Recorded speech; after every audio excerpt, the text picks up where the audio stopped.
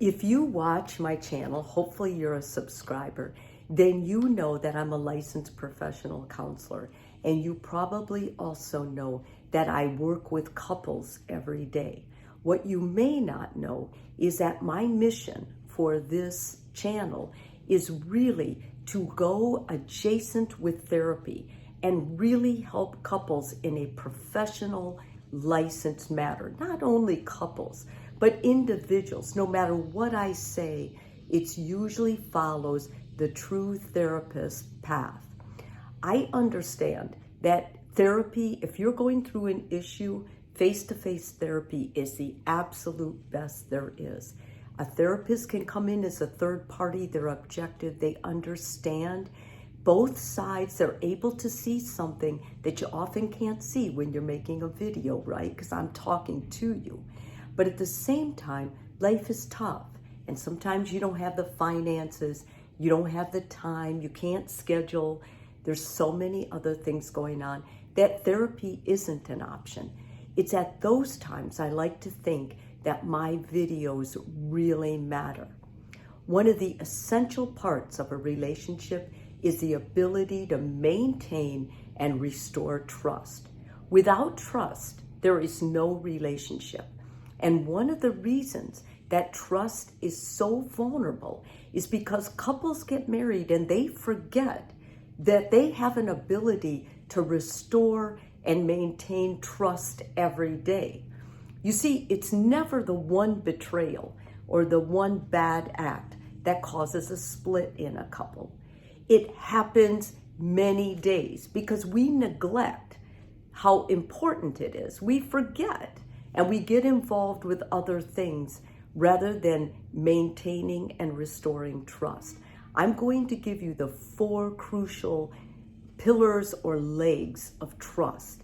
And what I'm hoping is that you will watch this video with your partner and you'll find out areas that you've neglected and you'll start working on those so that you can strengthen the trust within your relationship. The first of these, say what you mean and mean what you say. So many people, and I know this happens in my own life, you say something, I'm going to be home by 6:30, and then you're not. And you don't call ahead of time or you don't text because you expect your partner to know that. Every time your actions do not match your words, you chip away at trust. So many of the men I see in therapy will tell me my partner doesn't respect me. And I say back to them, how often does what you say turn out to be what you do? And they stop in their tracks. And the reason they stop is they don't want to lie to me. Because in honest truth, if you always say what you mean and mean what you say by what your body does and where you are, then trust will be there. Because your partner learns that they can let themselves be with you, that you're credible, that you're trustworthy, and that increases their respect for you. Secondly, communicate your intentions clearly. Wouldn't it be great if we were all mind readers? But we're not. I can't read minds and you can't read minds. And that's why in relationships, being able to talk about how you feel, not what you think, but how you feel with your partner is essential. When you communicate honestly and directly and aren't afraid or don't feel weak but by saying, my feelings were hurt or I felt worthless, then your partner is going to be closer to you. They're going to learn that you're able to be vulnerable because when you tell someone honestly how you feel, you show them that you trust them. You trust them with your truth. And that's so important in establishing trust. Next, admit your mistakes. When you are with somebody who can't admit their mistakes, it may look like this. You're in a car and someone does something or someone cuts you off or whatever. the person driving will blame that partner or that person completely.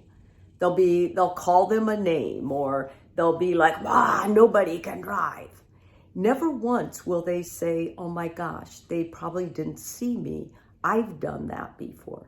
Never once do they take it back and look at the times they've done that. If you can't accept responsibility for your mistakes, then you're going to have a hard time ever having a partner who truly trusts you. Because this is a weakness. When we can't admit our mistakes, then we're saying, I cannot fathom or stand the idea that I could screw up. I need to be perfect all the time. Who would want to be in love or in a relationship with someone who felt like they had to be perfect all the time? Because we know they're not, right? You'd start walking on eggshells. You wouldn't want to say anything because you'd know they were going to blame somebody else. If you can never take responsibility for your own actions, then you're not emotionally mature enough to have a relationship. You're not emotionally mature enough to really understand the connection of intimacy. And so many of us fall into this trap.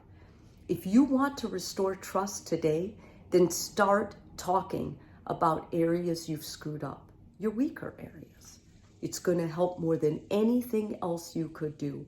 Blaming others gets old. And not only that, it makes others no longer respect you.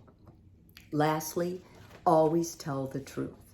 It's no secret that trust follows the ability to be honest. When someone is dishonest or evasive or vague or can't remember, why would anyone trust them? I wouldn't, especially if that was their pattern. I'd start keeping my own life separate from them. Instead of building a relationship with them and putting boundaries around us, I'd start putting boundaries around myself. This is something you can start working on today. You can begin by saying directly. It might not be as elaborate. It might not be as much fun to listen to, but the truth is clear. It's poignant, and it makes your partner feel grounded, like they can trust you. These are the pinnacles to trust. This is what a licensed therapist would do over a course of several sessions with you. If you begin practicing and are consistent with at least one of these from this day forward, you're going to see your partner's trust increase in you.